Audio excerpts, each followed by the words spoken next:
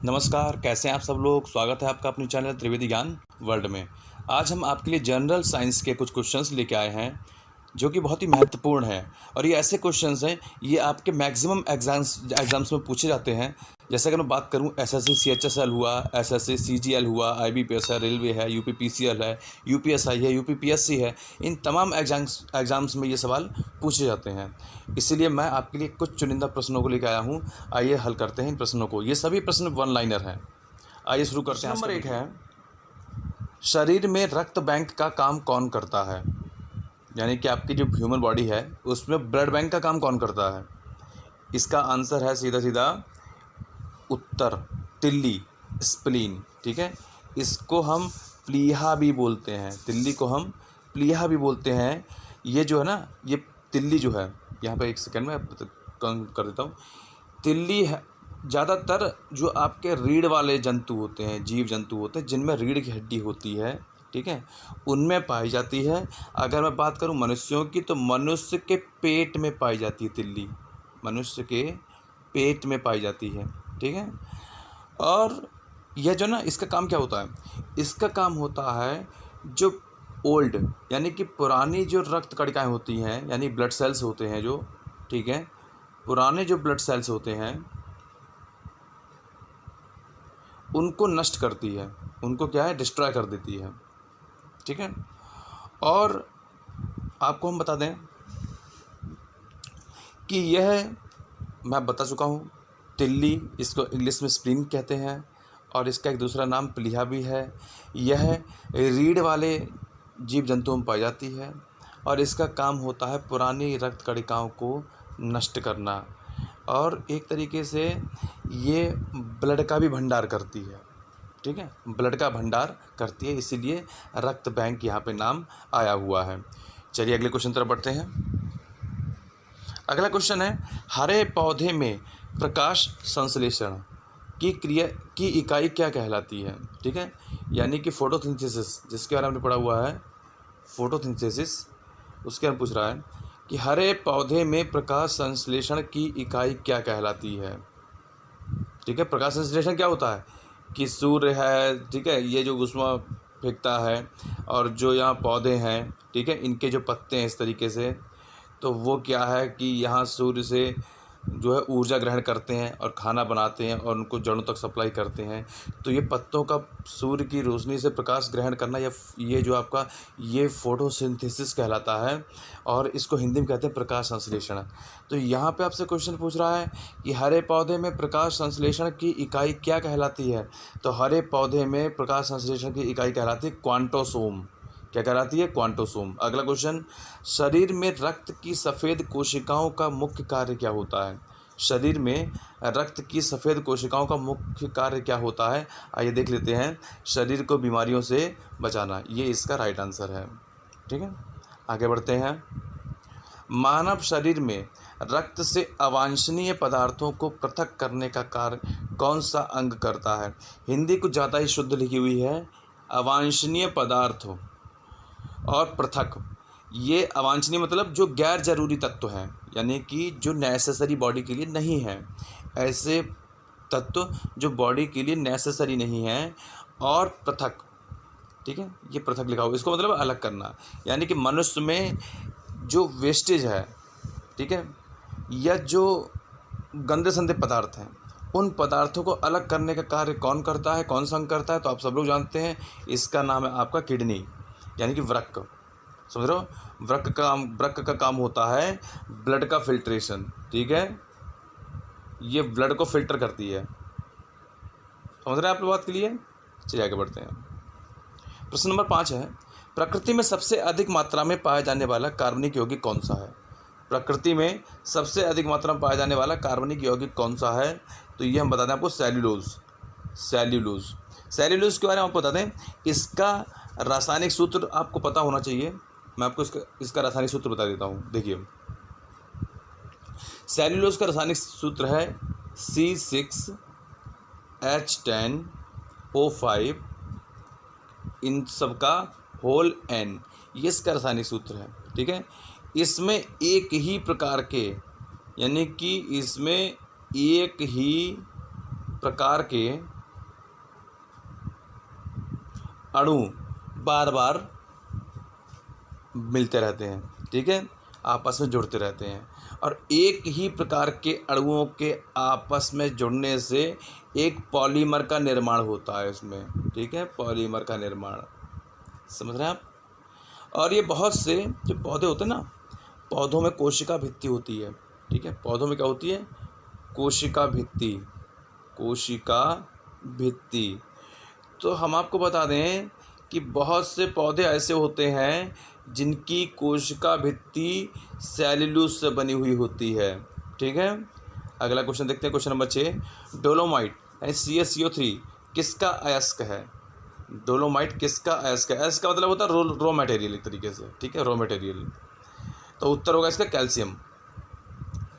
प्रश्न नंबर 7। खट्टे फल में कौन सा विटामिन पाया जाता है? खट्टे फल में विटामिन C पाया जाता है, ठीक है। दूध से दही बनाने में कौन सा बैक्टीरिया सहायक होता है? हमेशा याद रखिए कि जो दूध से दही बनता है तो उसमें जो हम लोग कहते हैं कि कीटाणु कीड़े होते हैं, कीड़े दूध को फाड़ते हैं, दही बनाते हैं, ठीक है, तो वो बैक्टीरिया होते हैं, वायरस नहीं होते हैं। वायरस बीमारियां फैलाते हैं, ठीक है, ये बैक्टीरिया होते हैं, ये एक तरीके से किण्वन करते हैं और दूध को फाड़ के उसे दही में कन्वर्ट कर देते हैं। इसका नाम होता है लैक्टोबैसिलस। यानी कि दूध से दही बनाने में कौन सा बैक्टीरिया सहायक है? इसका नाम है लैक्टोबैसिलस। इसको आप याद कर लेना, बहुत ही सरल नाम है, लैक्टोबैसिलस।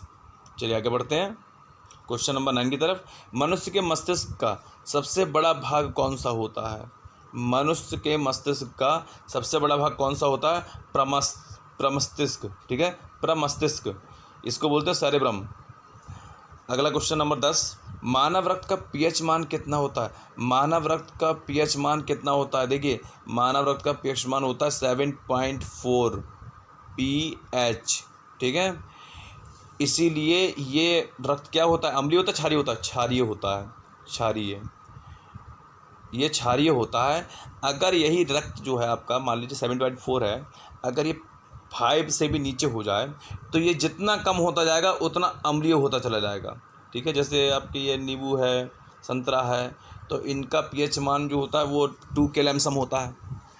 तो ये सब क्या होते हैं? अम्लीय होते हैं। ब्लड आपका क्षारीय होता है, ब्लड का pH मान 7 से ऊपर होता है, 7.4। चलिए आगे पढ़ते हैं, अगले क्वेश्चन तरफ बढ़ते हैं। अगला क्वेश्चन आपका क्वेश्चन नंबर 10 तो हो गया। प्रश्न नंबर 11 आपसे पूछ रहा है कि ग्रह गति प्लेनेटरी मोशन का सिद्धांत किसने प्रतिपादित किया? तो इसका आंसर है कोपलर ने। क्या आंसर है इसका? कोपलर। ये आप याद कर लेना। और हाँ, आप लोग जितने मैं क्वेश्चंस करा रहा हूँ, कॉपी पेन लेके बैठिए। जो भी आपको महत्वपूर्ण, वैसे तो सारे महत्वपूर्ण है, लेकिन अगर आपको कोई ऐसा फैक्ट लग रहा है कि जो आपको नहीं पता है और मेरे द्वारा पता चल रहा है, तो उसको आप तुरंत नोट डाउन कर लीजिए, क्योंकि आपके फ्यूचर में काम आ सकता है। चलिए आगे बढ़ते हैं अगले क्वेश्चन तरफ। Question number 12। कौन सा पदार्थ पृथ्वी पर तीनों अवस्थाओं में पाया जाता है? ठीक है, ये तो सबको पता होगा, एक ही पदार्थ है, जल।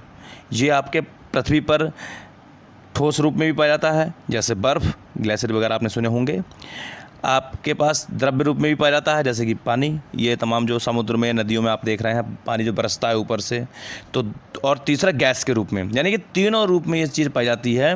ये क्या है? पानी है आपका। और इसका आंसर जहाँ तक है, मैं जो बता रहा हूँ वही सही होगा। देखो ये सामने लिखा हुआ है। चलिए अगला क्वेश्चन देखते हैं।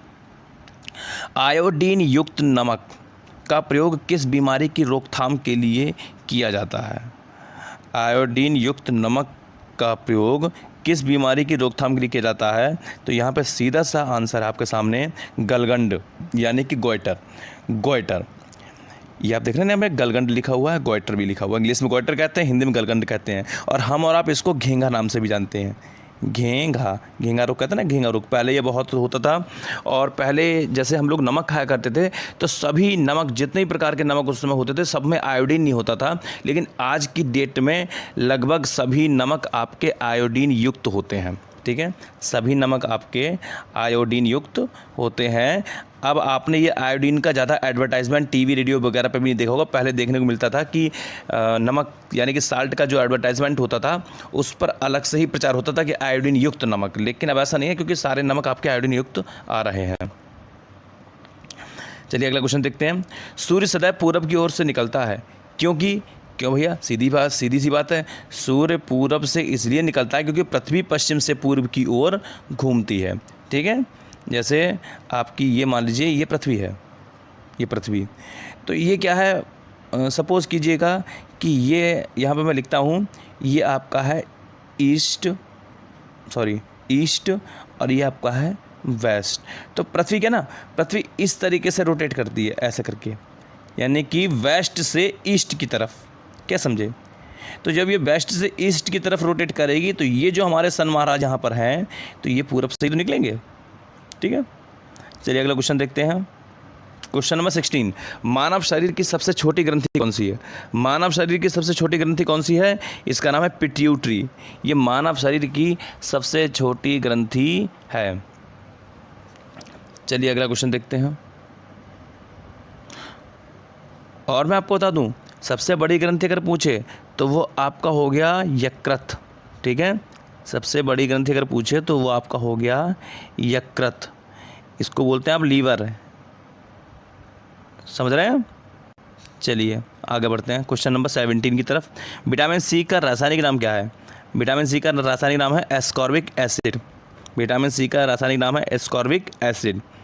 अगला क्वेश्चन नंबर 18, स्फिग्नोमैनोमीटर नामक यंत्र से क्या नापते हैं? स्फिग्नोमैनोमीटर नामक यंत्र से क्या नापते हैं? ये आपका है ब्लड प्रेशर नापने की मशीन। चलिए अगले क्वेश्चन बढ़ते हैं। क्वेश्चन नंबर 19, पानी में सुई डूब जाती है लेकिन बड़े बड़े जहाज़ तैरते रहते हैं, इसका क्या कारण है? भाई इसका सीधा सा कारण है कि जहाज़ के डूबे हुए भाग से हटाया गया पानी का भार जहाज़ के भार के बराबर होता है और वह इसीलिए तैरता रहता है। यहाँ पे लिखा प्लवन करता रहता है, प्लवन का मतलब तैरता रहता है। और सुई के द्वारा हटाया गया पानी का भार सुई से कम होता है, इसलिए सुई डूब जाती है। ठीक है, बहुत सिंपल है, ज़्यादा समझाने की जरूरत नहीं है। आप ऐसा समझो कि जहाज के द्वारा हटाए गए पानी का भार जहाज के भार के बराबर होता है, यानी कि जहाज का आयतन पानी के आयतन के बराबर हो जाता है, जहाज तैरता रहता है। सुई के द्वारा जितना पानी हटाया जाता है, सुई को पानी में आप डालेंगे तो जितना भी पानी सुई के द्वारा हटाया गया है वो पानी का भार सुई के भार से क्या होता है, कम होता है, इसीलिए सुई पानी में डूब जाती है। यानी अपने आयतन के बराबर सुई पानी नहीं हटा पाती है, इस कारण से सुई डूब जाती है। ये एक महत्वपूर्ण कारण है, कोई खास क्वेश्चन नहीं था ये। चलिए अगला क्वेश्चन है प्रश्न नंबर 20, किन तरंगों की सहायता से चमगादड़ें रात में सुरक्षित उड़ती हैं? अब यहाँ पर कुछ लोग सोच रहे होंगे कि यार तरंगों की क्या आवश्यकता है, चमगादड़ों को रात में दिखता है। हकीकत ये कि चमगादड़ों को रात में भी नहीं दिखता। जैसे आप सोच रहे हैं ना दिन में उन्हें नहीं दिखता है, तो उन्हें दिखता रात में भी नहीं है। वो क्या है कि वो जो अल्ट्रासोनिक यानी कि ULTRASONIC अल्ट्रासोनिक रेस जो होती है ना, इनकी सहायता से ये उड़ते हैं। इनको दूर से ही अपने सामने आने वाली दीवार, पशु पक्षी या कोई भी बाधा, अपने सामने आने वाली कोई बाधा का ये अल्ट्रासोनिक रेस से पता लगा लेते हैं। और इसलिए आपने देखा होगा कि रात में जब चमगादड़ उड़ता है तो एकदम पास से आकर के कट मार देता है, क्योंकि वो रेंज जो होती है वो उसको बताती है कि भाई सामने कुछ है, आप यहाँ से हट जाओ। देखिए लिखा है, हिंदी में लिखा हुआ है पराश्रव्य अल्ट्रासोनिक तरंगों की सहायता से। ठीक है, आज हम आपके लिए 20 प्रश्न लेके आए थे। कैसा लगा आज का वीडियो आपको? और एक और बात मैं कहना चाहूँगा आप लोगों से कि आप लोगों के पास अगर टाइम नहीं है मेरा वीडियो देखने का, तो आप वीडियो उस टाइम पे ना देखें, लेकिन जब फ्री हो तब देखें, तो पूरा देखें। ठीक है, बस ये आपका सहयोग मुझे मोटिवेट करता रहेगा और मैं कोशिश करूँगा वीडियो में अच्छे से अच्छे सुधार लाने की और एक से एक अच्छे वीडियो लाने की, जिससे कि आपकी नॉलेज बढ़े।